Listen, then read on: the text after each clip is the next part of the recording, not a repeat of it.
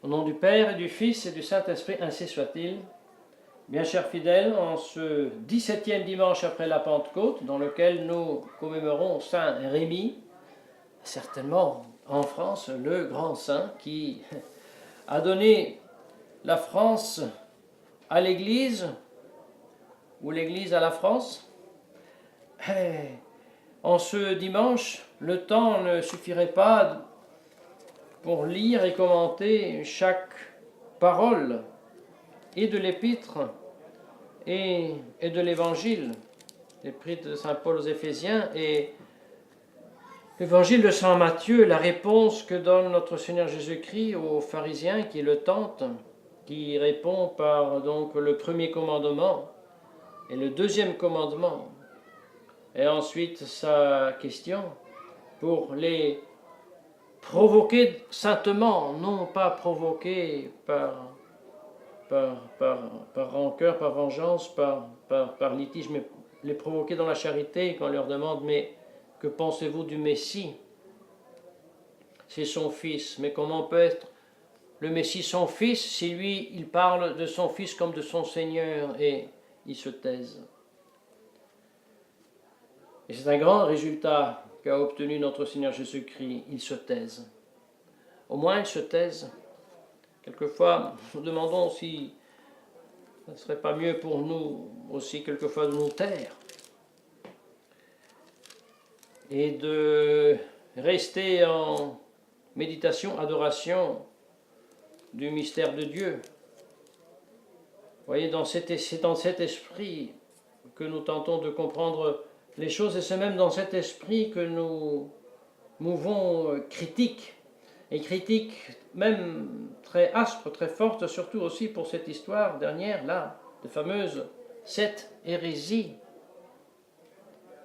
Et aussi la lettre, n'est-ce pas, la lettre qui arrive pratiquement à Bergoglio, lorsqu'il avait déjà répondu aux cardinaux, aux 4, dont 2 étaient déjà morts, et on pensait qu'il ne répondait plus. Alors l'évêque traditionnaliste écrit lui une lettre, et à la fin, elle n'est même pas répondue, parce que la réponse c'était à la lettre de 4 cardinaux. Enfin, un peu une confusion dans le faire de la chose qui n'est pas moins que la confusion des idées. Eh bien, dans ce contexte, nous voulons aller à l'essentiel et nous poser la question pourquoi l'Église conciliaire a-t-elle abandonné l'Église catholique? Pourquoi a-t-elle voulu, dans ce soi-disant qui n'était pas concile, donner une nouvelle définition de l'Église? Non plus un seul Seigneur, une seule foi, un seul baptême, un seul Dieu, Père de tous, mais une Église qui inclut toutes les Églises, toutes les religions, en les mettant en ordre, n'est-ce pas, en créant un ordre. Le mieux, c'est notre Dieu, moins bien sont les dieux des autres et les églises des autres, mais ce sont tous l'Église. Comme ça, l'Église du Christ se réalise parfaitement et pleinement dans la catholique, mais aussi dans les autres églises, et peut-être même dans les autres religions, même les religions païennes. Pourquoi? Pourquoi abandonner cette Église? Alors les réponses sont deux. Une, c'est l'explication comme cet abandon a été orchestré et fait. N'est-ce pas? Alors il y a la juste et importante analyse de l'œuvre de la soi-disant société amie juive chrétienne qui ensuite est réussi au concile à obtenir les grands documents du concile. C'est une explication, c'est une réponse, mais la demande reste ouverte. Mais pourquoi ceux-ci n'ont pas adhéré à l'Église du Christ? Et pourquoi les catholiques ont-ils cédé et accepté d'abandonner l'Église catholique et en créer, pour ainsi dire, une autre? Et là, nous devons justement tourner la page et passer à l'Évangile. Quel est le premier commandement? Demandent les pharisiens au Christ, qui répond: tu aimeras ton Dieu, ton Seigneur et Dieu, de tout ton cœur, de toute ton âme et de tout ton esprit. Ah. Et qui a fait cela? Sinon le Christ lui-même, tout d'abord, et de la façon la plus parfaite, avant encore que cette charité se soit réalisée dans le cœur, dans l'âme de la très sainte Vierge Marie, et ensuite dans tous les saints. Eh bien, notre Seigneur Jésus-Christ, du premier moment de sa conception, qu'il a été conçu par le Saint-Esprit dans le sein de la Sainte Vierge Marie, il actuellement et en pleine connaissance exerce cette charité, cet amour, qui consiste à adorer son Père et désirer de tout son cœur de lui offrir soi-même, son corps et son âme, en expiation du péché originel et des péchés de toute l'humanité. Expression de charité et de correspondance de l'amour divin entre deux personnes, celle du Père et du Fils, deux personnes divines, que donc agissent sur le même niveau. Et c'est pour cela que le sacrifice ensuite a été agréé par le Père. Voilà le premier commandement qui encore une fois, concrétise, réalise dans la poitrine, dans l'âme, dans le corps de notre Seigneur Jésus-Christ, dans la très sainte Vierge Marie, dans tous les saints, et qui consiste à vivre, mourir et ressusciter, et qui consiste à vaincre le péché, et qui consiste à vaincre les ennemis du Christ. Donc, dans cette charité est inclus toute l'histoire de l'humanité. Et c'est une histoire de l'humanité que les saints aussi de l'Ancien Testament, comme par exemple le prophète Daniel, voyaient par grâce de Dieu. Daniel voyait, pour ainsi dire, toute l'histoire du monde. Il voyait dans une vision qui lui a été ensuite aussi expliquée le royaume des Chaldéens, des Perses, des Grecs, des Romains et, après les Romains, les royaumes issus après l'Empire romain, desquels surgit l'Antichrist, et il a vu aussi la victoire du Christ sur l'Antichrist, voyant dans une vision Dieu Père sur le trône qui met sous les pieds de son Fils tous ses ennemis.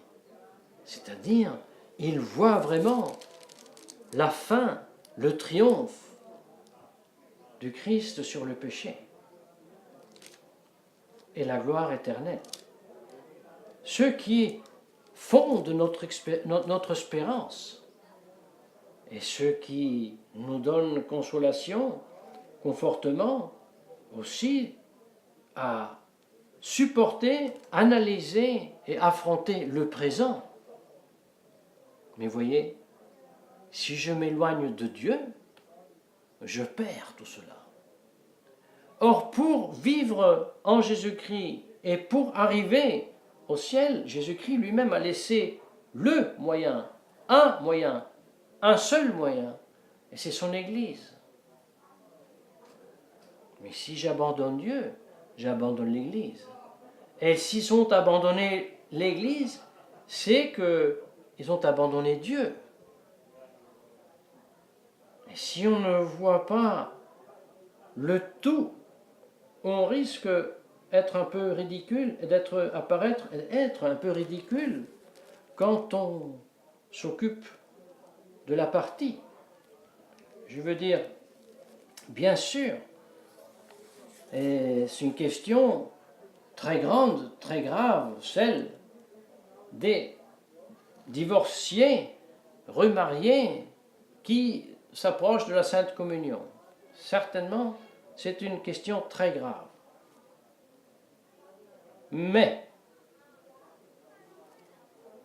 étant passé quand même des décennies de ce néfaste contre-concile, nous savons bien que une grande partie des soi-disant mariages ne le sont pas. Ainsi, les soi-disant ou les divorces ne le sont pas.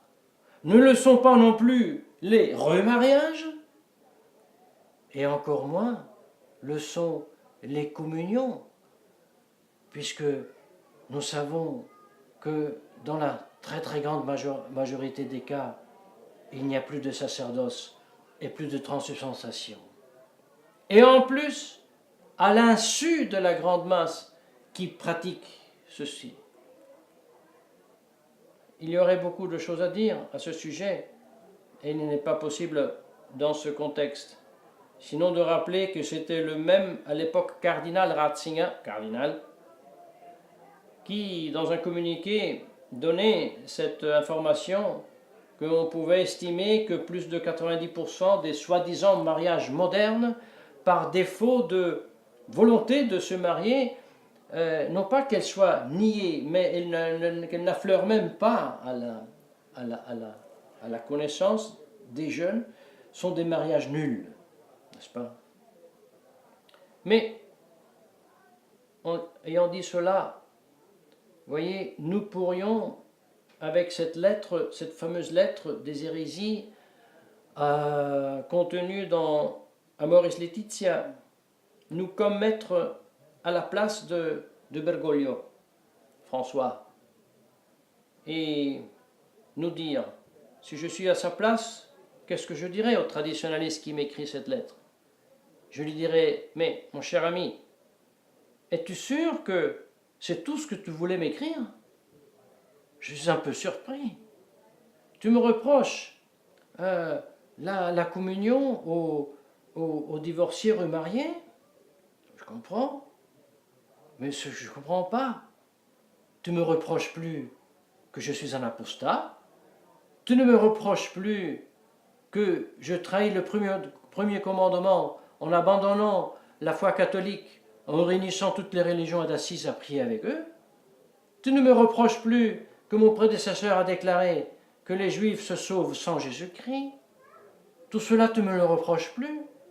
Mais tu cherches là l'histoire des remariés qui vont divorcer, qui vont à la communion. Sachant toi-même très bien que toi-même tu mettais en doute que ce soit vraiment une communion. Toi-même tu mettais en doute qu'ils soient vraiment mariés. J'ai pas compris. Qu'est-ce que tu veux avec cette lettre?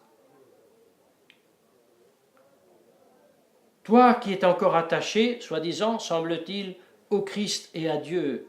Et moi, j'ai quand même fait une césure. J'ai quand même accepté le concile, dirait Bergoglio, et j'ai tranché l'histoire du royaume social de notre Seigneur Jésus-Christ. J'ai mis cela à acte, je le vénère, mais c'est une question du passé. Comme les monarchies du passé, dans l'Ancien Régime, comme ça le royaume social de notre Seigneur Jésus-Christ, c'est une forme de christianité dépassée, surpassée. Maintenant, nous avons de nouvelles façons de voir le monde. Nous nous mettons... Mais toi, qui est encore attaché à tout cela que moi j'ai déjà mis à part, pourquoi tu me fais des histoires sur pratiquement une partie, disons même un détail? Et là, la question se pose, et cette fiction de réponse de Bergoglio que je fais aussi pour un peu accélérer le discours, nous fait comprendre que si j'ai abandonné le concept d'église, ça devient ridicule d'aller chercher le poil dans l'œuf, comment on va dire, ou le cheveu dans la soupe. Bien chers fidèles, ayant dit cela, comme la semaine dernière, nous devons répéter, gare à nous cette critique à l'agir, à l'argumenter de Mgr Felet ne soit pas pour le plaisir de faire critique, de faire dialectique, mais c'est pour nous faire trembler nous-mêmes, parce que nous ne voyons pas d'autre explication à un tel comportement, si ce n'est que pour des raisons qui nous échappent, mais cette réalité qui fut la fraternité s'est éloignée de l'Église. Et s'est-elle éloignée de Dieu? Nous n'espérons pas. Mais alors que vite, elles se reprennent. Mais autrement, ce serait malheureusement un constat d'être s'éloigné aussi de Dieu. Et qui nous garantit à nous de ne pas éloigner de Dieu et ne pas éloigner de l'Église? La seule chose qui nous le garantit, c'est notre fidélité à la grâce divine, à la vraie prière, à la méditation, à la cultivation du désir de Dieu qui requiert de nous violence, faite à nous-mêmes pour nous arracher au train-train de tous les jours et nous appliquer corps et âme aux choses de Dieu. Autrement, nous faisons la même fin. Et vous savez, l'âme qui n'est pas nourrie de Dieu, à la fin, et ça peut durer longtemps, mais à la fin, elle se lasse de sa propre religion. Ça lui devient un poids insupportable. Avec un peu d'hypocrisie, plus ou moins consciente, on sera capable à continuer à faire certaines pratiques. Mais petit à petit, la pente descend et on glisse avant de tomber.